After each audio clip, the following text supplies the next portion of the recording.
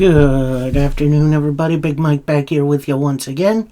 Welcome back to Big Mike Talks, where today I'm going to be talking about the week that was in pro wrestling. Today, going to be covering NWA Power and AEW Dynamite, which are, I'm going to say this, they are two polar opposite shows this week. I'll explain why in a little bit. First, I'm going to review them, and then I'll let you understand my thoughts behind both shows. So, we are going to start with NWA Power. We start with a hype video for Alex Misery versus Aaron Stevens, which is going to be happening a little later on.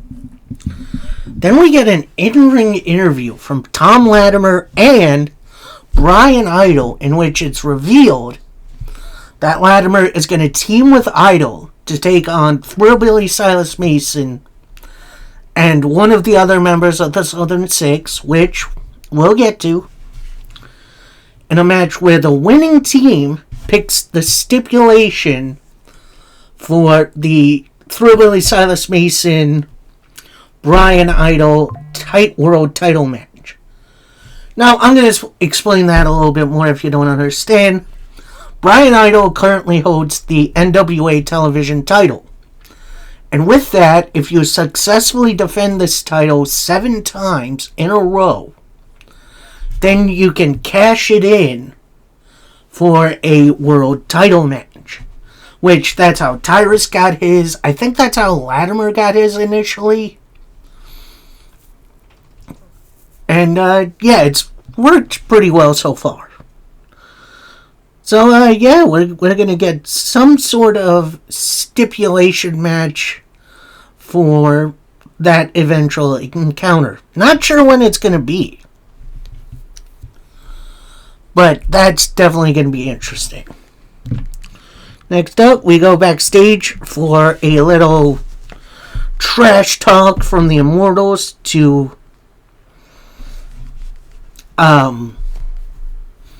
the Country Gentleman, which we'll get to that a little later. Then we go to Vic's house. If you don't know, he's the therapist now for TVMA, which is very weird. They're at his house. They're up on his roof, which I guess has a terrace or something. And then there's this weird sexual tension between them all. I'm like, Vic, what are you doing here? And, you know, TVMA is talking about, oh, we should pay you for this. Blah, blah, blah. It's weird. And Vic's talking about bringing out the best in everyone, which I genuinely don't know what this means, and I hope this NWA, I'm going to say this, I hope you handle this delicately, because this could be an interesting story, or it could end up like the cocaine stuff at Samhain 2, if you don't remember that with James Mitchell.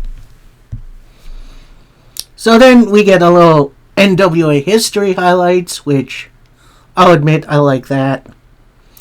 Then we see the entire crew of the Southern Six. That's Thrillbilly Silas Mason, Alex Taylor, and Kerry Morton. And Kerry and Taylor want to know who Thrillbilly's going to pick. He ends up picking Kerry because he's on a winning streak. So, Alex Taylor losing a bunch has impact on the group. So we'll see how that group dynamic handles itself. But yeah, we'll see how it goes here. I think this is going to be the start of the breakup for the Southern Six. Because, yeah, they've been pretty much rolling as a crew forever now. I think it's time for something a little fresher. So now we go to our first match of the evening, which it felt like an eternity since we got here. Since we got a match, we got Trevor Murdoch taking on Pretty Boy Smooth. And honestly, this was a pretty fun big man match. Pretty Boy Smooth pretty much hit a gigantic choke slam on Trevor Murdoch, which I'll admit that was impressive. Then coming past Pastor CeeLo and EC3 is Christian Argentino, who, if you remember, Pretty Boy Smooth attacked after costing them the Holy Grail, the US tag titles at Samhain, I believe. He comes out with a chair. Pretty Boy Smooth punches the chair into Argentino. But that distraction works long enough for Trevor Murdoch to get in position, hit the Bulldog, and pick up the win. And minor spoiler alert, this is going to be a theme for this episode.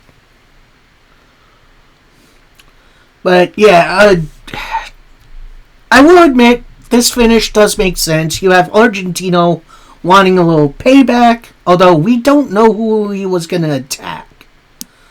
So maybe he was going to attack Pretty Boy Smooth, maybe he was going to attack Trevor Murdoch.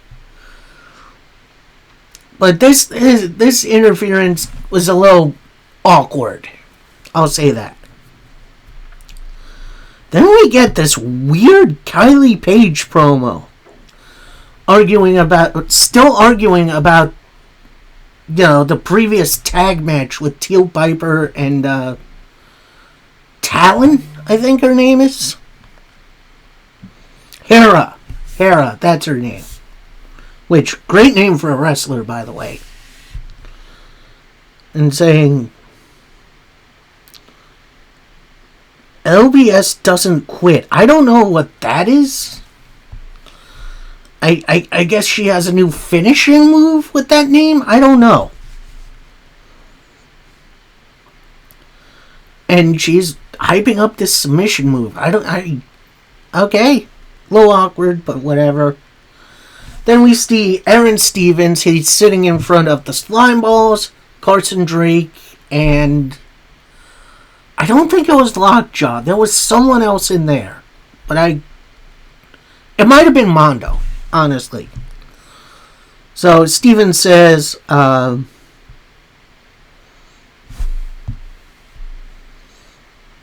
tired of people saying I'm not tough.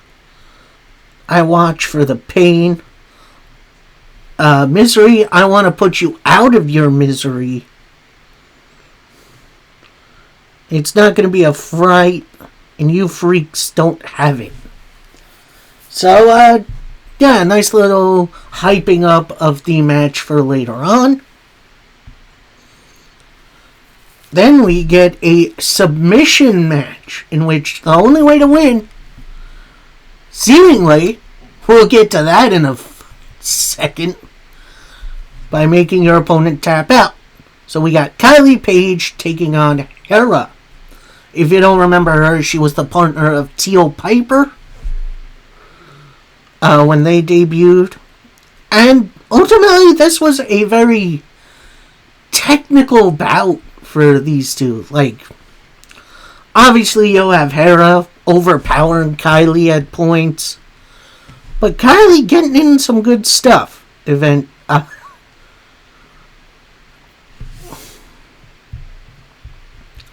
Eventually, Kylie locks in the crossface. Initially, she doesn't let go, but the ref breaks it up. Then Hera with the weirdest arm drag I think I've ever seen.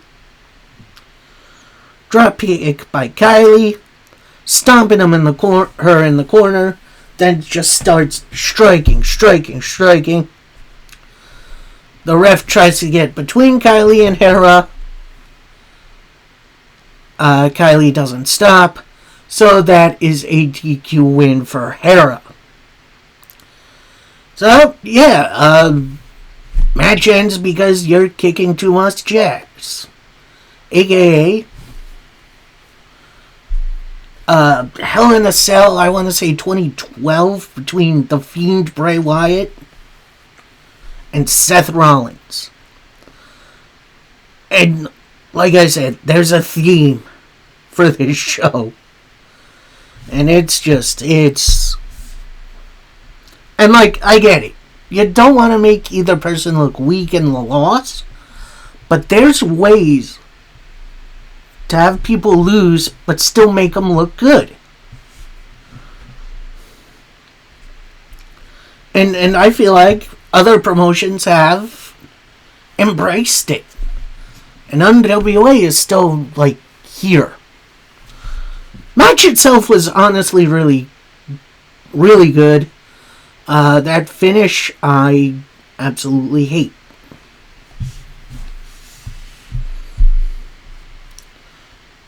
So then we get a kind of backstage promo from Vipress and her partner, who I do not remember the name of. I do apologize. Hyping up their match with the Hex. So it looks like we're getting a non-title match in the near future between these two teams, which I am definitely in. And then we go back to Dr. Vic, who is talking about, bringing the best out of Tiffany Nieves and the rest of you. This pisses off Miss Starr and saying, identify us. You're Miss Starr, you're Gertrude.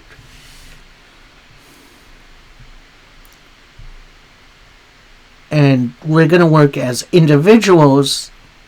If you're gonna have to identify us as individuals so we can succeed as individuals. In which, fine. Like I said, there's still this weird tension between all these players. Like, I don't know if Vic's talking about betting them or helping them with their wrestling career. Like, either way, this is just so strange. Or is Vic gonna be revealed, oh, I'm actually working with these guys and I was just fucking with you? Either way, this is just such a strange storyline. Like, I do not get it.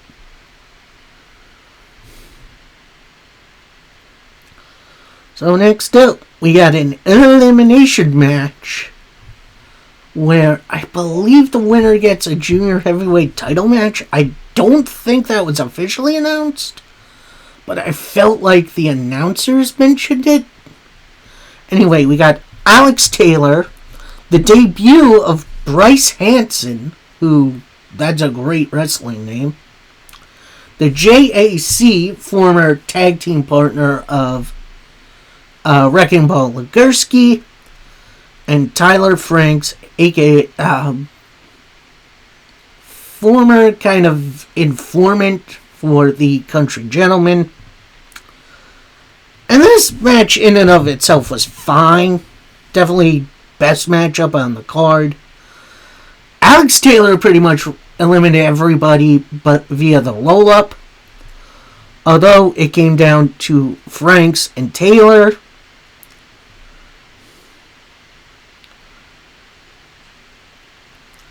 They went back and forth for a little while. Then Taylor hits the green whistle to pick up his first win since losing the junior heavyweight title.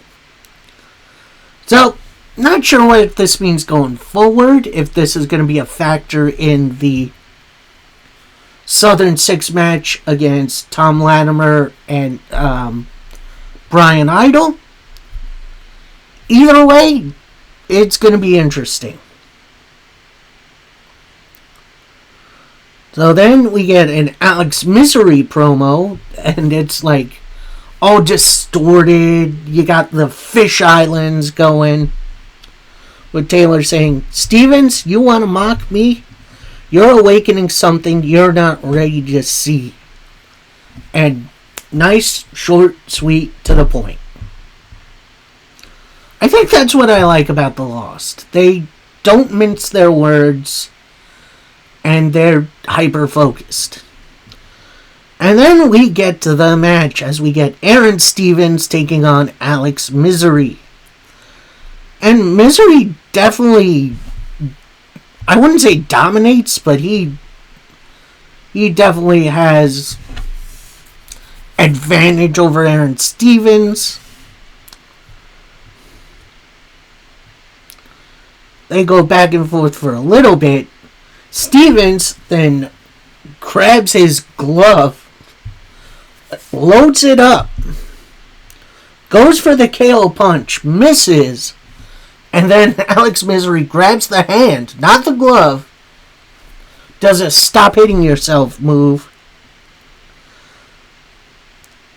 Stevens pretty much knocked out, rose to the outside, and Alex Misery wins by countouts.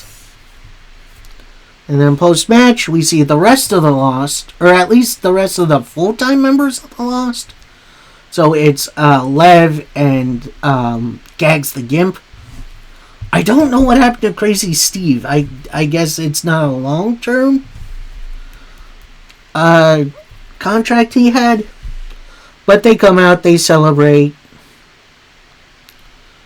So we'll see where these matches go. Again, another just not strange finish. Like, you already put Aaron Stevens in a casket. There's just no reason for him to lose by countout. Do the knockout spot and have Misery pit him. That way, there's more to the story.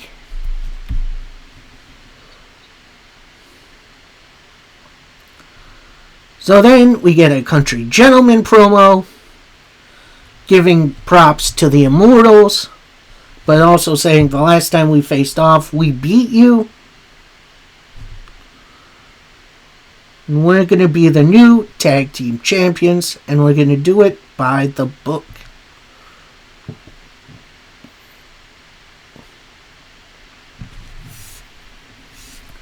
So then we go somewhere else backstage for a Southern Six promo with Throwbilly taking the lead, saying, funny these two want to take us on. It really gets on my nerves. Idol talks the way he does.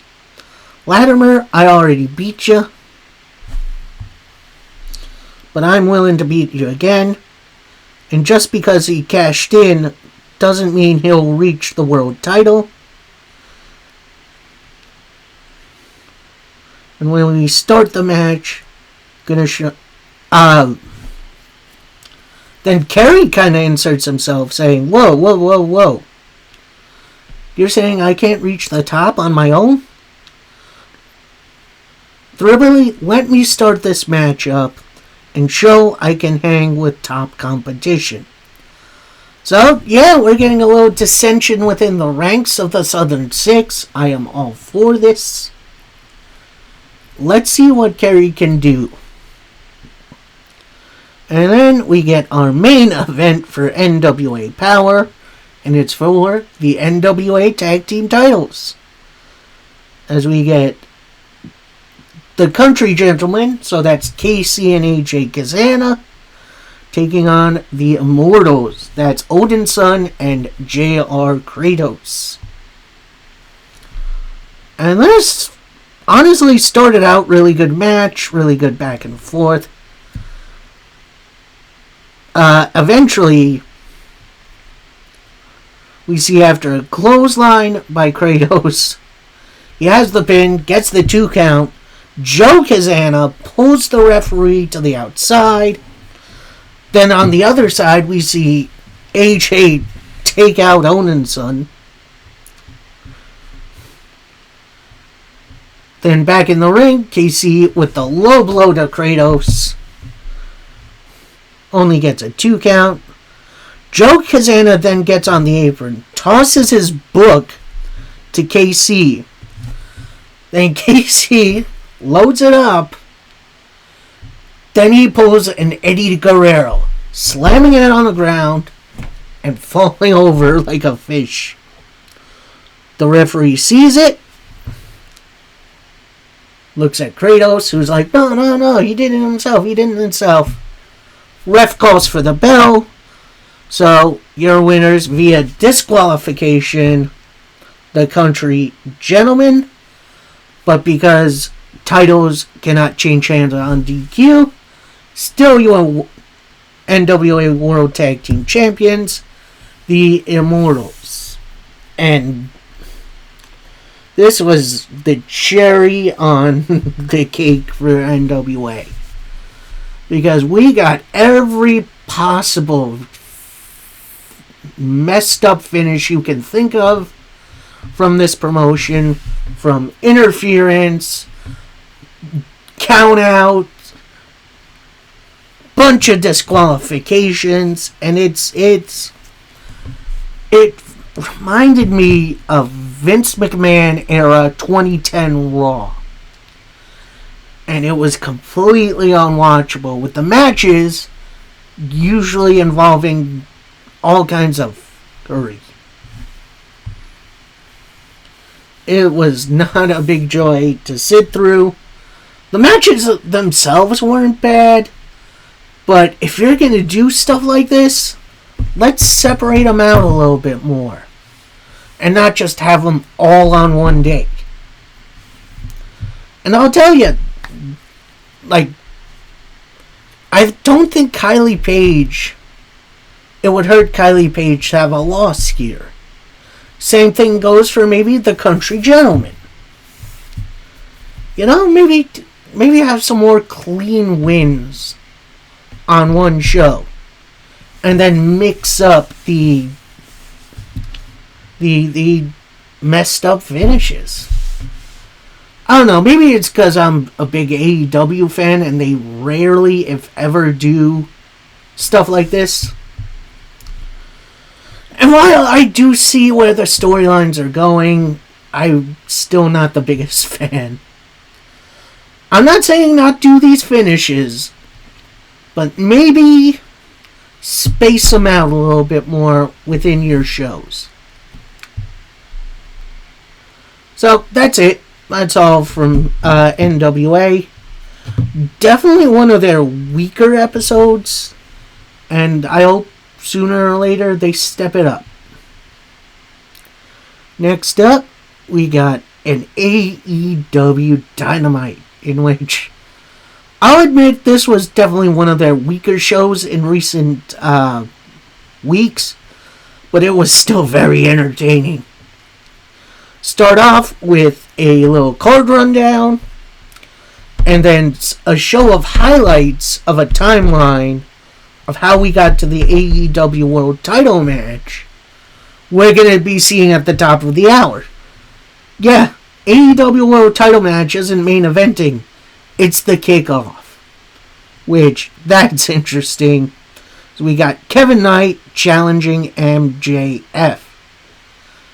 And honestly, at first I was thinking, this is just gonna be a short, low, nothing match. They're gonna make MJF look like $1 million and leave just enough for Kevin Knight to be believable as trios champions. And boy, was I wrong. This was an absolute banger. You got, obviously, MJF with the technical skill and, you know, his cheating ways, taking on just the high-flying aerial acrobatics of Kevin Knight. The combination really, really did work. You have Kevin Knight block, pretty much countering everything MJF could throw at him. But eventually, after a UFO splash attempt, MJF knocks Kevin Knight off the top rope, attempting a superplex. Knight blocks it, puts him in the Tree of Woe position, hitting a coast-to-coast Shane McMahon style. Then hits the UFO splash. But at that point, MJF inadvertently kicks the referee, so the ref goes down like a ton of bricks. And as Kevin Knight is in the pinfall, the crowd is counted up to like 18 or so. Until the ref comes to, counts 1, 2, shoulder gets up for MJF. Kevin Knight goes up for another UFO splash. MJF gets his knees up. Heats the Heat Seeker for the big win. Post-match, you see MJF put on the Dynamite Diamond Ring. He's ready to go to take out Kevin Knight. Hangman Adam Page comes out, but he doesn't come to the ring. He stays up on the stage, distracting MJF long enough for Speedball Mike Bailey to get in behind him. MJF turns around, eats a super kick from Speedball Mike Bailey. And honestly, match was entertaining. The aftermath was really good to set up some future stuff. I am very surprised this kicked off Dynamite and made me feel, oh, we're getting the women's title match in the main event, which, great idea. That would be dashed a little later on. I'll get to that. Next up, got a pretty interesting matchup as we got Orange Cassidy and Darby Allin taking on Gabe Kidd and Clark Connors. Then we see pretty much off the bat Darby and Cassidy jumping Connors and Kidd on the ramp during their entrance. They brawl ringside for a little bit, but eventually we get everyone in the ring. Clark Connors and Darby start off. They go back and forth. Cassidy eventually gets in. He gets demolished for a little bit. Then he breaks out. It's a penalty kick. A beach break for a 2 count. Gabe attempts the stunner, brainbuster. Orange Cassidy counters it into a stun dog millionaire. And Darby Allin with a code red out of nowhere dives up to the outside on Gabe. Orange Cassidy with a stunner, a DDT. Darby Allin with a coffin drop. And then Cassidy went with an orange punch for Darby Allin on Orange Cassidy to pick up the win. But as they're celebrating the win, someone slides in behind them, and he's got a very familiar weapon, a shillelagh. And it's not Fit Finlay, it's his baby boy, David, making his AEW debut, attacking Darby and Cassidy from behind, as the rest of his crew join in. So, here's why this is a little bit surprising. There's been report after report that David Finlay is going to the WWE, but apparently he didn't like the deal he was offered. So instead, here he is in AEW. I'm excited, very much excited to see what this trio is going to be about. Maybe they give them the trios belts. Although we'll get to that a little later. Anyway, then we see a joint Bandito Andrade interview, in which it's revealed Bandito has been watching Andrade wrestle forever.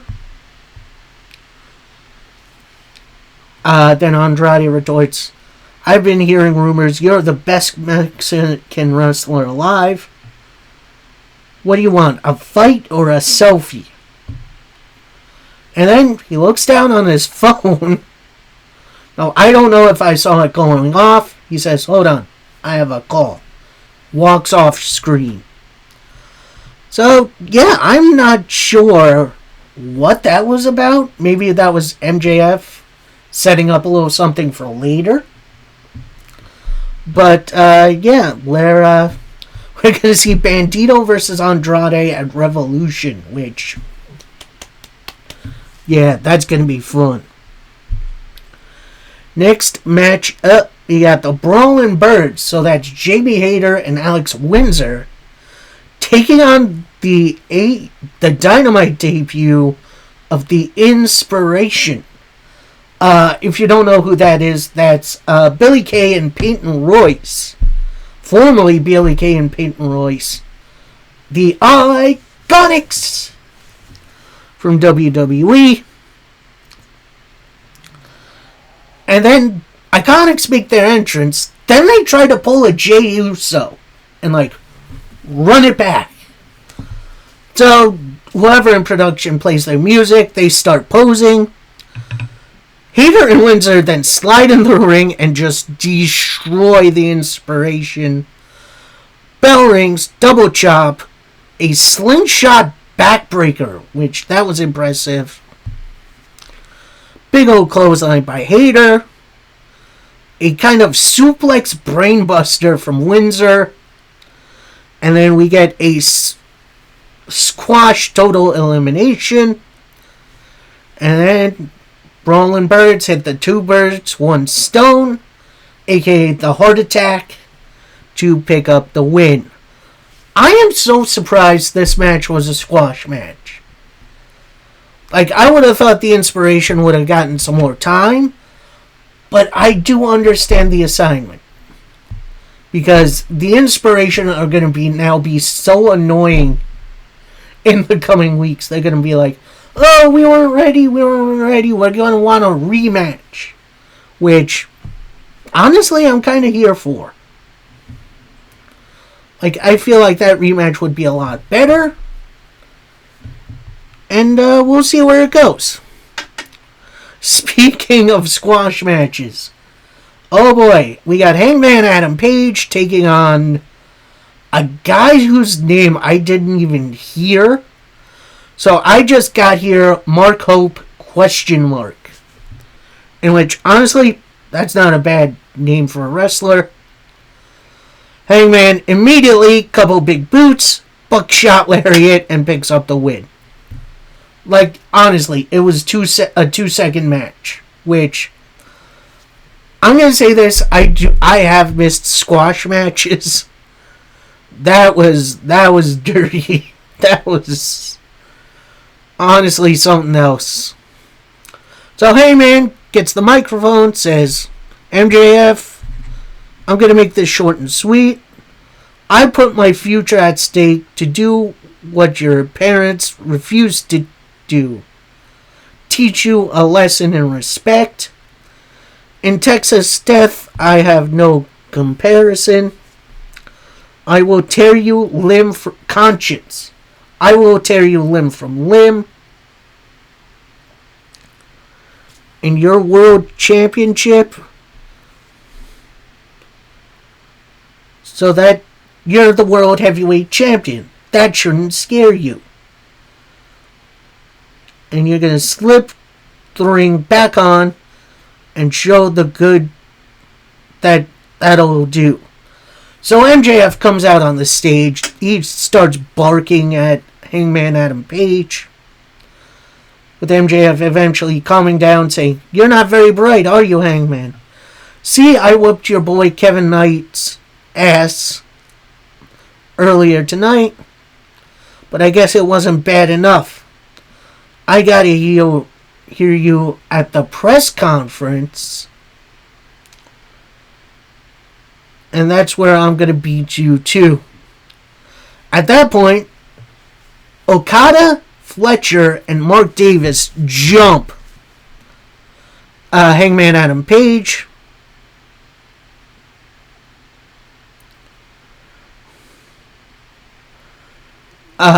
Jet Speed come out with a couple of chairs, run off the Callis family. Then Don Callis' Brown Note music hits, and that's exactly what that is. He has a microphone and he says, I look in the ring, I see nothing but broken bodies and 3 entitled punks who think they should have everything. It's not bad enough you have the trios belts, but you're coming for the TNT title and the international title. When is that going to be enough? And it's all about what... Lately, it's been all about what you guys want. But let me tell you what Don Callis wants. I heard your challenge on Collision. You'll defend those trio belts at any place, any time. And I just left a conversation with Tony Khan. The place tonight, El Paso, Texas.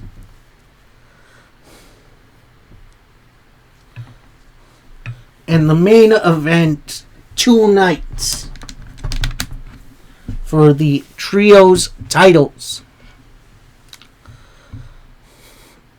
And at the end of the night, these titles will belong to the Callis family. So, yeah, I'm going to say this. AEW rarely does an on-the-fly main event, so that's definitely interesting. And it was set up fairly well. It definitely wasn't perfect, but it was at least something entertaining. I still think the women should have main evented. Like, don't get me wrong. I liked this main event. I'll talk about it a little later. Still, I feel like this is a little bit disrespectful for the women. You got Thunder Rosa just coming back from injury in a big title match against Thekla, who has been pretty big rival to everybody at this point. So, yeah, I feel like this was a bit of a slap in the face of the women's division.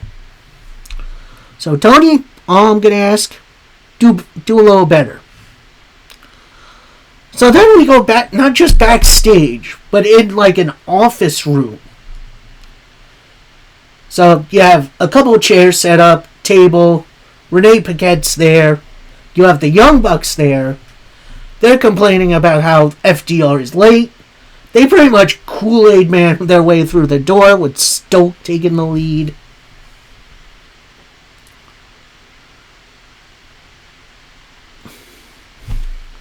So then we get FDR saying, look, at Revolution, we're ready to close this chapter with you.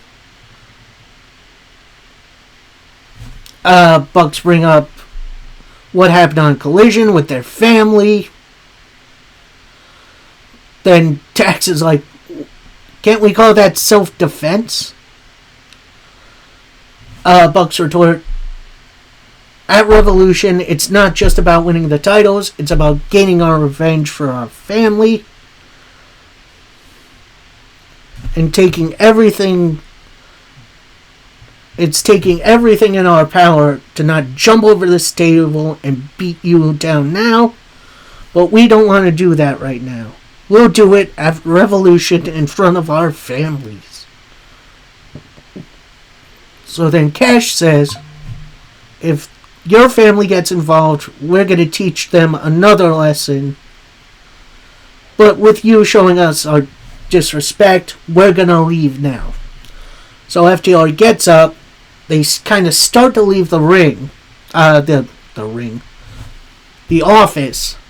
Dax then turns around and says, look, you had a no contact clause with us for this little meeting, but he didn't. With Dax attacking Brandon Cutler, who I honestly forgot he was still employed with this promotion. Just getting his butt handed to him. So, I'll admit, I wasn't fully for this matchup with FTR and the Bucks. Now they're making it, the story, very, very interesting. With involving the Young Bucks folks and making it feel personal. Which, honestly, that's just good storytelling.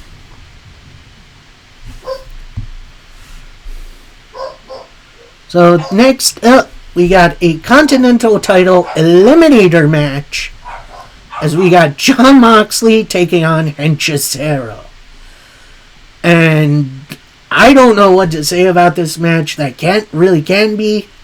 This was an amazing bout with honestly, two of the best in their craft. They went back and forth for a while, trading submissions, arm drags.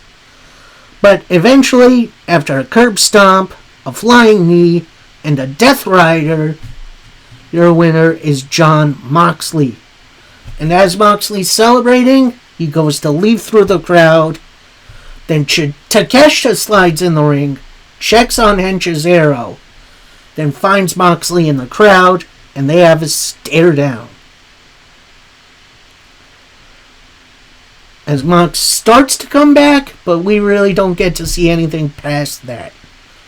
So I'm not 100% sure we didn't get like a brawl after this. Then we see something we rarely see with AEW. I think this is the first time they ever did this.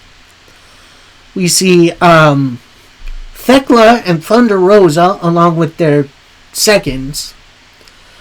Thekla with the Sisters of Sin. And Thunder Rosa with Chris Statlander. And they're just warming up. Like, I know WWE used to do that. I don't think I've ever seen AEW do something like this. So that's a nice little thing. Then we cut back to the ring. Actually, I might have missed something here. Apparently there was a Hook segment with him talking about recruiting for the Ops, which I guess I was in the bathroom for that? I'm not sure. But yeah, it does look like we're getting someone joining the Ops? I'm not sure. Then we cut back to the ring. Brody King is out there like a house of fire. Grabs a microphone, says, "Swerve, I could be like you. Tell people how dangerous I am. But I know how dangerous I am. So why don't you come out and I can prove it to you?" Then we see coming out on the ramp is Prince Nana. We rarely see him on his own. Where he says, "Brody, I hear you. Are you sure you want to do this?" Brody then says, "Quit talking and bring Swerve out." So then Prince Nana introduces Swerve. His music hits, but he doesn't come out from the ramp. He slides in behind Brody and hits him with his big ass chain. Hits a house call on him from behind, which that was impressive. Then he wraps the chain around Brody's neck, and then he pretty much hangs Brody over the top rope, which that's impressive. So then Swerve is on the outside of the ring. Brody's hanging there. Nana puts a microphone in Swerve's in front of Swerve, and he says, "You know how to chain a dog up? Just like this." Everyone in AEW is on notice. And one thing talking about being the most dangerous man, and another acting on it. "I'll see you at Revolution." He goes to kind of finish the job, but Bandido comes out, saves his tag partner, and runs off Swerve and Nana. So, yeah, Revolution is really shaping up. I am super excited to see where we go from here. But next up, we see the select Death Riders. So it's not everybody. It's Mox, it's Shafir, it's Yuta, who we see with his new haircut, and Daniel Garcia. With Yuta starting, it's been every week. "You're in a fight you can't win, Callis family. And while losing my hair is the darkest moment in my career, This crew gets me ready for war. So Garcia then steps up and continues, I felt so lost. But with them, I feel free. Then Shafir walks up, says, Tony, you want to shoot from the hip if you think you're safe? Then Mox steps up, says, doesn't matter who steps to us. The Callis family, those in CMLL, New Japan, there's no one like this team. And at Revolution, we're going as long and as far as it takes us. And we're going to see this through until the end. Bravo. Mwah. Nice little promo from Moxley. Getting us ready for... Honestly, if they didn't do Blood and Guts earlier in October, I feel like they could have done it around now. And associated it with Revolution, maybe? I don't know. I feel like... I don't know. It's definitely very strange. So next up, what I feel like should have been the main event. It's the AEW Women's title on the line as Thunder Rosa challenges Thekla. And honestly, this was a really, really fun back and forth match. Thekla and Thunder Rosa hitting each other with their biggest moves. But eventually, Thekla wins with a spear curb stomp combination.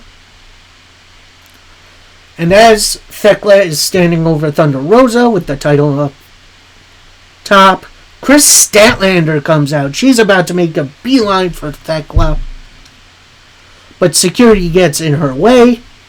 Thekla went then with a curb stomp to Thunder Rosa. Statlander then fights through security. Thekla and the Sisters of Sin then bail. And Statlander checks on Thunder Rosa. And honestly, that was a fun little matchup.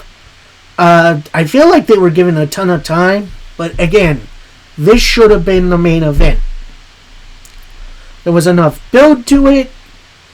I feel like this would have been good to showcase the women a little bit more.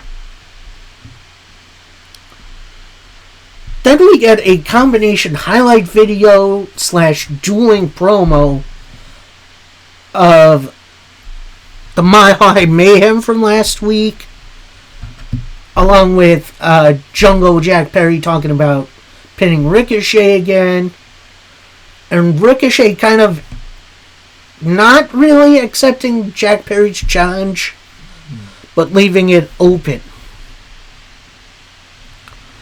So, yeah, that's going to be an interesting little feud. More than likely, we're going to see that match at Revolution, which, yeah, I'm here for. Next up, we get a Tommaso Ciampa interview. Instead of having it backstage, it's ringside, which don't see that from interviews from AEW for long. Where Ciampa says, let me address Kyle Fletcher. He regained the TNT title. He recolored it and renamed it Pinky. And now he's hiding behind the Callis family. If I gotta go play his games, then so be it. I didn't come to AEW for instant classics. I came to be a top guy. Almost on cue, out comes FTR. And oh boy, with their history, this is going to be a fun one. And then this got me thinking, Gargano? We rewind DIY versus FTR from NXT. Although then I figured out, yeah, Gargano still has time left. Then Dax and Cash embrace Tommaso Ciampa, with Dax saying, we're out here to say hello, to welcome an old friend to AEW. And there's no way better way to be a top guy than joining FTR and helping us take over. Ciampa then says, "Old friend, I hated your guts 10 years ago and I still hate you today." And then Ciampa says something about Stokely. Cash then says, "You don't talk bad to Big Stoke that way. If you got a problem with us..." Ciampa then says, "You might have a no contact clause with the Young Bucks earlier, but there's no clause with me." He then starts destroying FTR for a little bit.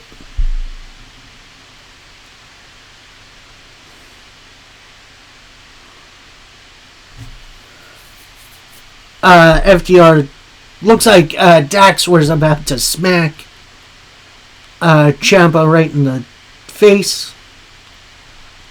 He gets held back by Dax. Then we hear from Ciampa, "We'll see you on Collision," in which it gets revealed that FTR are going to face the Rascals in an AEW tag title match on Collision, in which, yes please. So next segment, we see Toni Storm barging into the trainers area, checking on Orange Cassidy, with Cassidy saying, You got dogs want to fight? We'll fight them at Revolution. We'll fight them after Revolution. I don't care. He can't be behind the War Dogs. Then Toni Storm kind of goes after the cameraman, saying, "Be gone." So, yeah, it looks like we're getting a trios contest between the War Dogs, which are Clark Connors, David Finlay, and Gabe Kidd, taking on Orange Cassidy, Darby Allin, and potentially Toni Storm? I'm not sure. Either way, it's going to be interesting. And then we get to our main event of the evening, as we got the Don Callis family, or what I'm going to call them from now on, the Aussie Rainmakers. So it's Kyle Fletcher, Mark Davis. If you don't know, before AEW, and even a little bit in AEW, they were a tag team called Aussie Open. And they also were involved in a stable in New Japan called the United Empire. Their leader? Sir William Ospreay. So, great to see them back together. Their partner? Kazuchika Okada. Which, that's a team right there. As they take on defending champions, Jet Set Rodeo, a.k.a. Hangman Adam Page, Speedball Mike Bailey, and the Jet Kevin Knight. And Jet Set Rodeo slide into the ring, and they just immediately go after the Callis family. They're brought on the outside for a bit. Everything calms back down. And they just go tit for tat for a while. This was a crazy good matchup.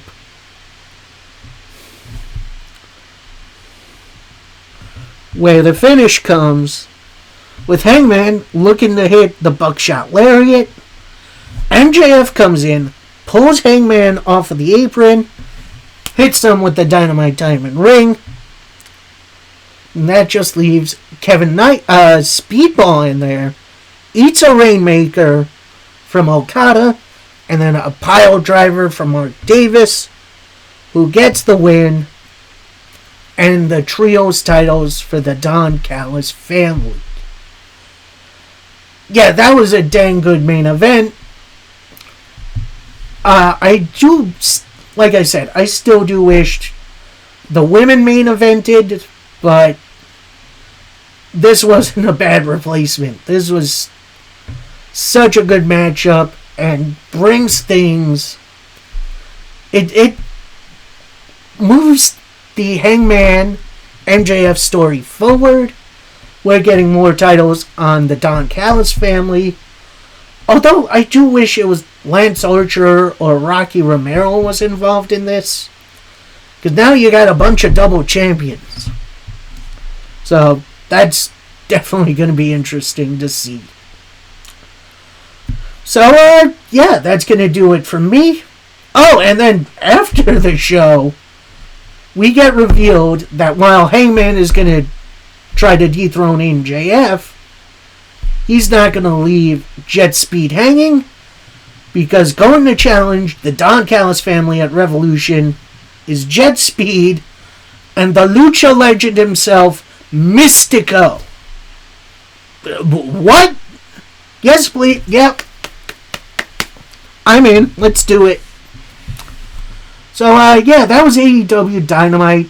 Maybe not their strongest outing for Dynamite, but I still enjoyed the heck out of it.